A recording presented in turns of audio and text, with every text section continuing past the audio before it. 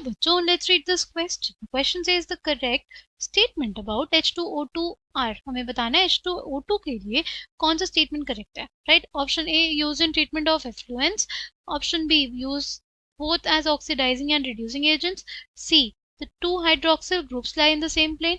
Option D, miscible with water. Choose the correct answer from the options given below. Right? The key concept for this question is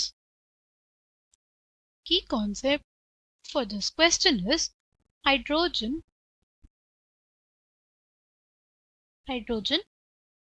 peroxide. Hydrogen peroxide की बात करते हैं, उसका formula क्या होता है हमारे पास? हाइड्रोजन पेरोक्साइड का फॉर्मूला होता है H2O2. क्या होता है? H2O2. अगर इसके स्ट्रक्चर की बात करें तो इसका ओपन बुक स्ट्रक्चर होता है, राइट? कैसा स्ट्रक्चर होता है? ओपन बुक स्ट्रक्चर होता है, ठीक है. इसको हम लोग ऐसे बनाते हैं, ये दो ऑक्सीजन हमारे पास से रहेंगे, ठीक. ये हमारी एक प्लेन हो जाएगी और ये हमारे पास एक दूसरी प्लेन हो जाएगी, ठीक.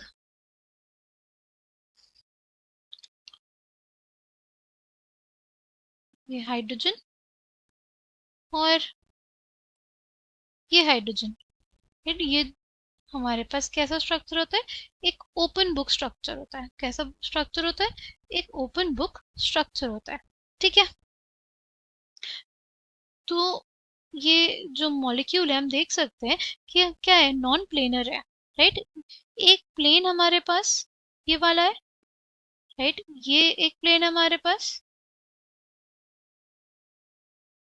ये एक प्लेन होगा और इसके अलावा ये जो दूसरा वाला, ये हमारे पास क्या है? ये एक दूसरा प्लेन है, राइट. ये हमारे पास जो प्लेन है वो दूसरा है, यानी ये नॉन प्लेनर मॉलिक्यूल है. सारे एटम्स इसके एक प्लेन पे लाई नहीं करते, तो हम लोग ये बोलेंगे कि हमारे पास ये कैसा मॉलिक्यूल है? ये हमारे पास एक नॉन प्लेनर मॉलिक्यूल है, ठीक है. नेक्स्ट, ये जो स्टेटमेंट है कि लाई इन द सेम प्लेन, ये गलत हो जाएगा. फिर है मिसेबल विद वाटर. सी, हमारे पास H2O2 मिसेबल होता है वाटर के साथ, और हमारे पास ये फॉर्म करता है hydrate of the form H2O2 dot H2O, right. H2O2 dot H2O, right. Next, अगर बात करते हैं ऑप्शन बी की, it is used as both oxidizing agent and reducing agent.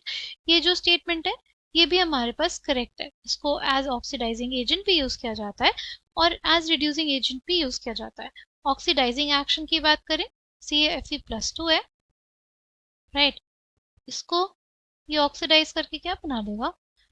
इसको ये ऑक्सीडाइज करके बेसिकली बना देगा Fe+3. क्या बना देगा? Fe+3, right. तो ये उसका क्या हो गया?